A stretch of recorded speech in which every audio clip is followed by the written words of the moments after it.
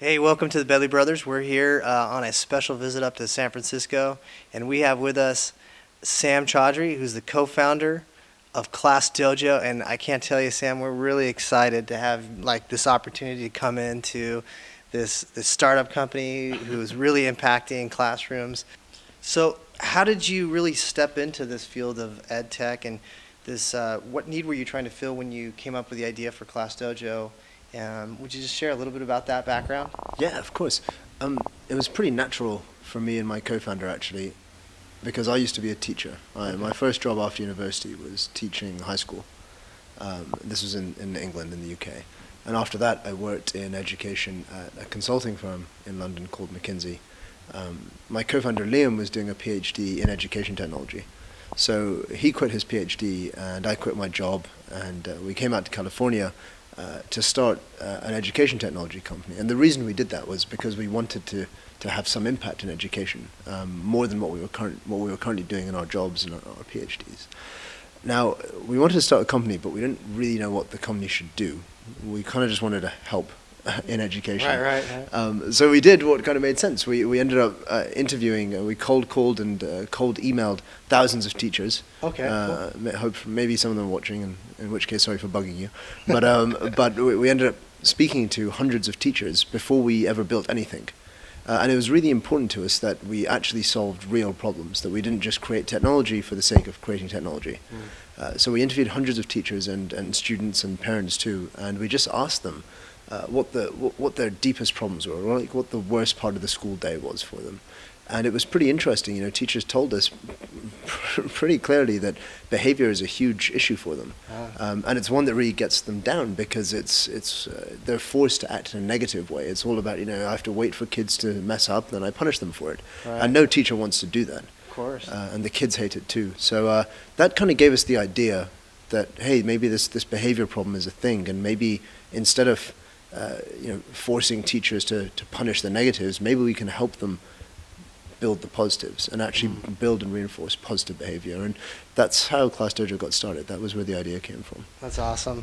So tell us a little bit more about Class Dojo. How does it work for those people that are not that familiar with Class Dojo? Yeah, sure. When we built Class Dojo, we just tried to take what great teachers were doing and what some of the best practice was in behavior management, in classroom management, and turn it into a really easy-to-use tool.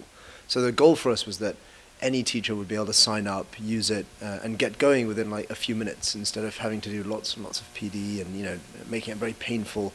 Another thing to think about. We wanted to make it really simple and easier than what they're currently doing. So the way it works is it's free for teachers. Teachers can go to classdojo.com, sign up, and they can copy and paste their students into it. We automatically create student accounts for those students. And then in the classroom, teachers can choose the behaviors that they want to award. So I could say, hey, Tim, that was a great example of teamwork or creativity, and give you kind of a +1 for that behavior. And the students get real-time feedback in the classroom. There's kind of a pop-up if it's shown on a whiteboard or a smart board or some kind of projector. If it's not shown on that and you're just using it on a smartphone or a tablet, you hear kind of an audio ping. Now the cool thing is that you're never doing any data entry, but at the end of the day, we collect and collate all of the data for you and create reports for your students and for your parents. So you automatically get this beautiful report which you can share with students and parents, even with administrators, and it shows you what actually happened in your class period or your class sessions over time. And we found that teachers really like that because it's really helpful to see improvement. It's helpful to see who needs help, and in fact, as a teacher, it's helpful to see how you can improve your teaching. So I had this when I was a teacher.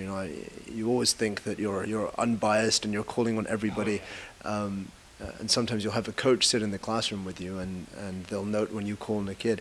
And for the first time now, without having that coach there, as a teacher, you can see that Monday mornings are really bad for me, or I only speak to this side of the classroom, and that helps teachers improve too. That's like just a general overview. Yeah, feedback for the teacher and the students. Right. Parents, right? Have you gotten any feedback from any students or parents or anything, specific stories of success using the Class Dojo? Yeah, so we actually collect a lot of stories. We actually have them all on a public page called classdojo.com/stories, which is our stories page. But I mean, there's a few that come to mind. One that was pretty early on, actually, but it was a teacher called Miss Haney in Arizona, Tempe, Arizona. And she was one of our earliest users of Class Dojo. This was almost like 2 years ago now. But she discovered Class Dojo. I think she read about it on a blog or heard about it on Twitter. Started using it in her classroom, and it's a pretty kind of underprivileged school that she teaches in. A lot of the kids come from tough backgrounds, and what she told us, she sent us this lovely testimonial, saying how for the first time the kids were excited to come to school and to help each other because they were building these character strengths and these behaviors as a class. And what she said was that it was helping make her classroom into a community that the kids wanted to be part of. And I thought that was really powerful. How does that make you feel? Obviously incredible, right? Yeah.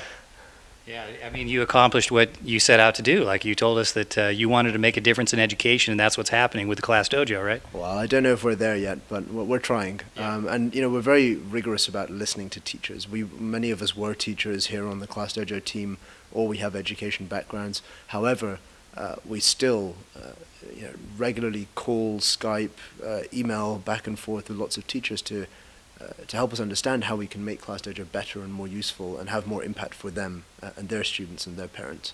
And I think that's important. So tell us, what do in the ed tech industry is booming right now. I mean, things are just flying. What do you see as the future of ed tech, since you're involved quite a bit with this, industry? Is it going to fall on its face, like, and implode like the computer industry did a few years back, or do you see it having more room for growth and, more upside potential? Well, I really hope it doesn't crash. We're part of it, but I think, as with most industries, right, there will be some companies that last and some companies which don't last. But I think even almost more important than that is that there seems to be this momentum now, not just of technologists, but also of teachers and students and parents and administrators, all of whom are excited and enthusiastic about finding solutions to some of the problems we face in education. And I think that's different this time around. Like we've had a bunch of edtech companies before which have sold stuff to schools and sold stuff to districts. But I think this time around, you've got, I speak to so many teachers who are teaching but developing apps on the side or working with edtech companies, and having that buy-in and having companies which solve teachers' problems, really solve problems that teachers and students and parents face, I think that's really cool. The second thing is that there's a few other big trends, right? One of the most noticeable ones is mobile devices, right? You see smartphones and tablets and the proliferation of those. They're still not everywhere, but it's certainly a growing trend. And I think that makes things a little different too. That's a real visionary statement, just as far as like how you see that ed tech field. Now, where do you see Class Dojo going as far as your goals for the company, and besides expanding, are there anything else like on the horizon for you, Sam? Yeah, there's a few very tangible things. Things that we're doing more in mobile. We're putting out some better apps for teachers and so on. If I look back at the company, at the history of the company, in our first year, it's a very short history, but in our first year, we've done a lot for teachers, I feel, and we focus strongly on the teacher portion of it, and we'll continue to do that. However, really, there are two other big stakeholders, and it's the student and the parent, and we really want to involve them more. So we've given teachers a basic ability to send reports to parents, to communicate with parents, that kind of thing. But I really want to do more there. So I think in the next year you'll see much more happening for students and for parents. And my goal is for Class Dojo to become much more kind of student-centric, because I think that's what teachers want, that's what parents want. Fundamentally, we all care about the students. Absolutely. But if I think about kind of the big vision for Class Dojo, where we ultimately go, we've always this is pretty interesting for us. We've always felt there was this whole other half of education that's almost completely unaddressed by education technology at the moment. And it's the half that most great teachers focus on. It's the half that goes beyond just delivering content towards actually helping students develop as people. And what I mean by that is building these character strengths, things like creativity or curiosity or persistence or teamwork or resilience, all the things that really matter throughout life, and all the things that studies show have a huge impact on your lifetime success. And that for us is really exciting. Like if Class Dojo can be a way to help students build those things, and behavior is the first step towards those character strengths. If we can help students, whether at school or at home, build those character strengths, I think that would be really exciting. And that's kind of what I'd love to see us do as a company. So, Sam, you were saying that you were in teaching, and but can you step back a little bit further and just tell us what was your experience in school, and did any of that experience drive you to want to make improvements in the current education system? It's a really good question, actually. It's part of the reason I went into teaching. So I grew up in the UK and then in Abu Dhabi as well. And the school that I went to in Abu Dhabi was pretty interesting. So they were extremely focused on content, on delivering academic content, and they're really good at it. We had lots and lots of tests all the time. I remember that standing out to me. But the cool thing about it was that students were expected to help other students. So if you were doing well academically, it was an obligation for you to teach other students either in your class or in classes below you, grade levels below you. And many of us ended up teaching. I ended up teaching for about 15 to 20 hours a week for 4 years while I was still a student, age 14 to 18. Wow. And that was a really formative experience, because you go beyond just absorbing content and absorbing knowledge to actually developing as a class and building that community as a class and taking responsibility for each other. And I thought that was really beautiful. Oh yeah, because you really have to understand to be able to teach it to somebody else. Well, exactly. Right? I mean, right? But what's also interesting, so I was talking to Liam about this, because we had very different educational backgrounds. So he actually went to a school where they didn't even teach students to read before age 7.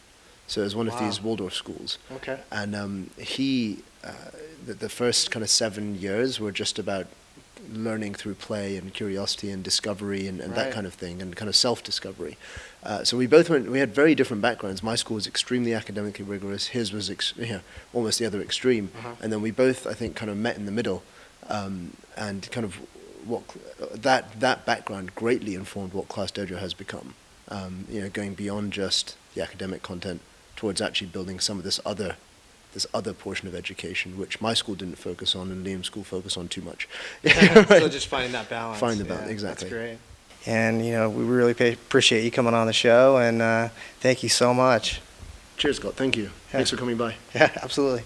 And that's the Bedley Brothers from San Francisco talking with the co-founder of Class Dojo. Reach out to them, follow them on Twitter, and definitely grab that app and visit that website and get your classroom on there.